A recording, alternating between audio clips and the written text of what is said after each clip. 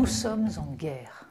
Ces mots du président de la République ne datent pas de ces dernières semaines et de la tentative des pays européens pour rattraper 30 ans de soumission à l'impérialisme amical des États-Unis, mais d'il y a tout juste 5 ans, lorsque la pandémie de Covid-19 a déferlé sur le monde. Passons sur l'usage de cette métaphore qu'Emmanuel Macron regrette sans doute aujourd'hui, que la guerre, la vraie, a fait autour d'1 million de morts et de blessés à l'est de l'Europe. Reste le souvenir de ce que fut cette période folle et les traces qu'elle a laissées dans notre vie politique et sociale. Et le plus étonnant est sans doute l'incapacité, 5 ans après, à aborder lucidement ce qui fut pour beaucoup un moment d'abandon de toute forme de pensée politique et de juste mesure. Alors quelques-uns se sont essayés à l'exercice du bilan.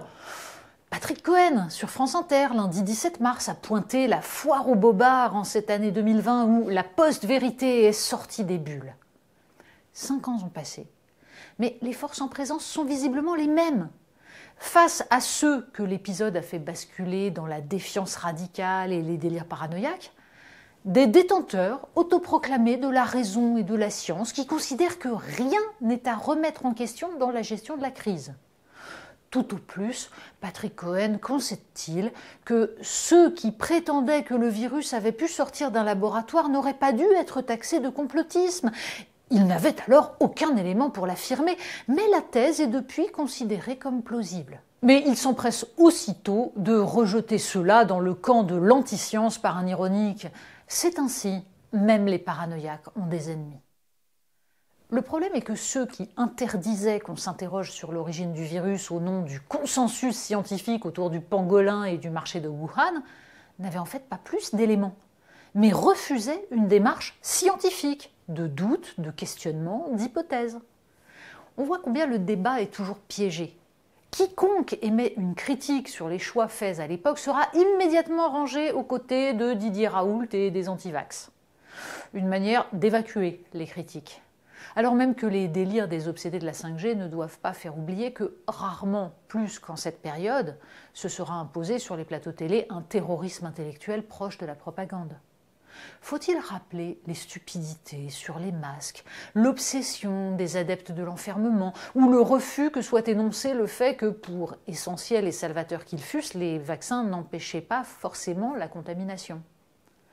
Tentons donc une démarche scientifique et rationnelle, consistant à dresser un tableau de la société française 5 ans après l'épidémie, pour identifier ce qui a péché. Il ne s'agit pas de remettre en cause les choix qui ont été opérés dans l'urgence le premier mois, quand le monde entier était pris de court par l'extension fulgurante du virus. Encore faut-il reconnaître que les mensonges premiers, pour habiller 30 ans d'impréparation, au lieu d'assumer honnêtement et d'en appeler à l'esprit de responsabilité, ont impliqué la défiance qui a suivi, et qui s'est amplifiée au fur et à mesure que les injonctions à effacer le moindre doute se faisaient plus impératives. Être confronté à ce risque de mort que les sociétés développées avaient savamment évacué a constitué un traumatisme qui explique en partie que certains se soient réfugiés dans le complotisme. Il fallait des coupables. Mais si tant ont basculé, avec une telle violence, c'est sans doute parce que sur la scène politico-médiatique s'est imposé un dogmatisme impérieux qui interdisait toute forme de débat démocratique autour des arbitrages relevant pourtant de la politique dans son sens premier.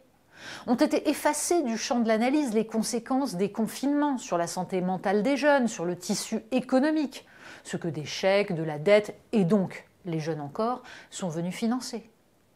Disons-le brutalement, une épidémie dont l'âge moyen des victimes tourne autour de 80 ans méritait la mobilisation et la solidarité nationale, pas la mise à l'index au nom d'une science instrumentalisée de ceux qui plaidaient pour d'autres équilibres.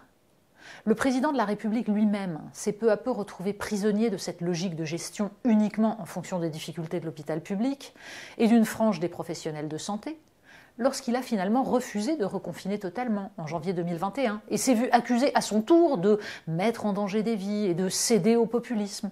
La démocratie sort profondément abîmée de cette période. Les fractures qui se sont creusées sont désormais béantes. Et même la communauté scientifique s'en trouve fragilisée puisqu'elle a servi de caution à ce choix de s'appuyer sur la peur plutôt que sur l'intelligence et la responsabilité, ces vertus du citoyen qui s'effacent si l'on n'en use pas. Le résultat est profondément inquiétant puisque la fracturation de la communauté nationale, cette défiance généralisée, ont des conséquences tragiques à l'heure où nous nous retrouvons dans un monde plus brutal, face à des empires dont il eût fallu constater le réveil quand ils devenaient visibles au milieu des années 2000.